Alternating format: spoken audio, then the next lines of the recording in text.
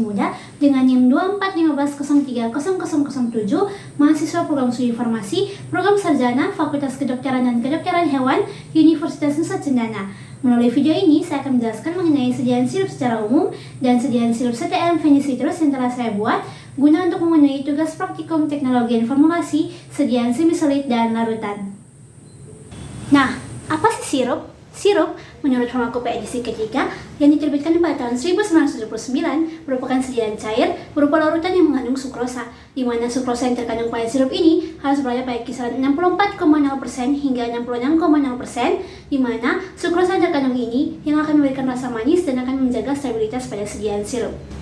Sediaan sirup sendiri memiliki beberapa keunggulan. Yang pertama, karena zat aktifnya terlarut, maka sirup ini lebih cepat terabsorpsi dalam tubuh. Kemudian kedua, sirup merupakan alternatif bagi pasien-pasien yang kesulitan untuk menelan sediaan padat seperti anak-anak, lansia maupun pasien dengan gangguan disfagia.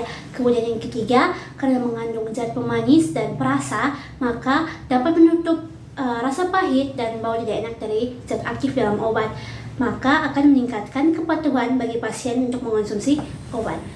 Selain memiliki keunggulan, sirup juga memiliki beberapa kerugian. Yang pertama, sirup kurang cocok bagi zat aktif yang tidak stabil dalam larutan yang memiliki kemungkinan untuk mengalami degradasi selama penyimpanan karena perubahan suhu dan cahaya.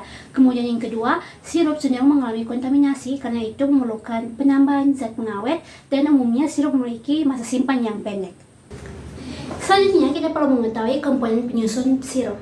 Yang pertama, sirup harus mengandung zat aktif. Zat aktif adalah bahan obat yang akan memberikan efek terapi. Kemudian yang kedua, sirup harus mengandung pelarut yang berfungsi untuk melarutkan zat aktif. Yang ketiga, sirup harus mengandung zat pemanis. Zat pemanis ini yang akan memberikan rasa manis dan menutupi rasa pahit dari bahan aktif, misalnya menggunakan sukrosa ataupun menambahkan perisa. Yang keempat, sirup harus mengandung zat penstabil. Zat penstabil ini yang berfungsi untuk menjaga sirup agar tetap stabil selama penyimpanan dan tidak akan mengalami pemisahan. Zat penstabil ini dapat berupa pendapar atau buffer seperti asam sitrat atau natrium sitrat. Kemudian yang selanjutnya, sirup harus mengandung zat pengawet. Zat pengawet ini yang akan membuat sirup untuk terhindar dari kontaminasi bakteri seperti menggunakan metilparaben atau propilparaben. Setelah memahami teori mengenai pengertian, kelebihan, kekurangan, dan komponen penyusun dari sirup, teori ini kemudian akan diaplikasikan dalam pembuatan sirup klorfeniramin maleat, di mana tujuan dari pembuatan sirup ini untuk menghasilkan sediaan oral antihistamin yang stabil, mudah dan nyaman dikonsumsi oleh pasien.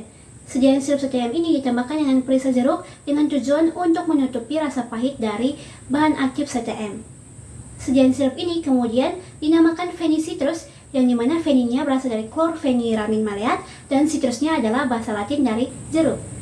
Formulasi yang saya gunakan yang pertama adalah klorfeniramin maleat bubuk sebanyak 48 mg, kemudian yang kedua adalah gliserol sebanyak 18 mg yang berfungsi sebagai kosolven, di mana maksudnya ini adalah untuk menjaga kelarutan dan kestabilan zat aktif pada sistem pelarut air. Kemudian yang ketiga adalah asam sitrat sebagai buffer yang digunakan sebanyak 1,2 gram. Kemudian yang keempat adalah sirup simplex sebagai pemanis yang digunakan sebanyak 36 ml. Kemudian ada perisa jeruk yang digunakan sebagai perasa, lalu pewarna dan pengaroma yang digunakan secukupnya. Kemudian yang terakhir adalah aquades yang ditambahkan hingga 60 ml. Untuk sirup simplex sebagai pemanis, saya membuat sediaan sebanyak 100 ml, di mana dalam pembuatannya saya menggunakan komposisi dan formulasi dari formularium nasional, di mana dalamnya mengandung bahwa dalam 100 ml harus mengandung 65 gram sakram album, 250 mg metilparaben dan aquades yang ditambahkan sampai 100 ml. Untuk selanjutnya adalah perhitungan bahan. Yang pertama adalah sirup simplex, di mana sirup simplex yang saya buat sebanyak 100 ml. Namun yang saya gunakan adalah 60% dari 100 ml, yaitu sekitar 36 ml. Kemudian yang kedua adalah klorfeniramin bubuk sebagai bahan aktif yang saya gunakan sebanyak 48 mg atau sekitar 0,048 gram. Selanjutnya adalah gliserol sebanyak 18 gram atau 18 ml. Selanjutnya adalah asam sitrat sebanyak 1,2 gram. Untuk aquades yang digunakan, nanti ditotalkan seluruh bahannya itu sekitar 55,248, yang kemudian 60 ml akan dikurang dengan 55,248 ml, sekitarnya 4,7 ml untuk penambahan aquadesnya.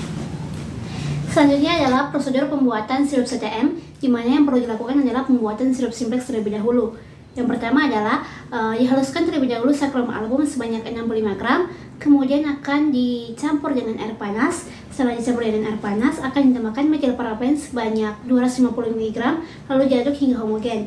Nah, larutan yang homogen tadi akan disaring dengan kertas saring, kemudian dimasukkan ke dalam botol obat 100 ml yang telah dikalibrasi, lalu ditambahkan Aquades hingga 100 ml. Setelah pembuatan sirup simplex, kemudian akan dilanjutkan dengan pembuatan sirup SDM. Yang pertama adalah dengan menimbang 48 mg SDM, kemudian setelah timbang, SDM tadi akan dilarutkan ke dalam beker gelas dengan Aquades. Setelah larut, larutan tadi itu akan disaring dengan kertas saring yang sebelumnya telah dibasahi dengan air. Tujuan dari penyaringan ini adalah untuk menghilangkan partikel pahit dari SDM yang tidak sempat larut. Kemudian yang selanjutnya adalah ke dalam beker gelas yang sama ditambahkan 18 ml gliserol, kemudian juga ditambahkan 1,2 gram asam sitrat yang sebelumnya telah dilarutkan dengan air. Setelah itu dicampur hingga homogen. Selanjutnya ditambahkan 36 ml sirup simplex, kemudian dicampur hingga homogen. Selanjutnya adalah dengan menambahkan perisa jeruk secukupnya sampai warna larutan menjadi orange dan juga tercium bau aroma jeruk. Selanjutnya yang terakhir adalah dengan menambahkan Aquades sebanyak 4,7 ml atau sampai mencapai batas 60 ml. Setelah itu, setelah memastikan larutannya sudah homogen, larutan dari dalam beker gelas tadi akan dimasukkan ke dalam botol 60 ml yang sebelumnya telah dikalibrasi. Kemudian botol akan diberi tutup, lalu diberikan etiket dan juga dimasukkan ke dalam kemasan dilengkapi dengan brosur.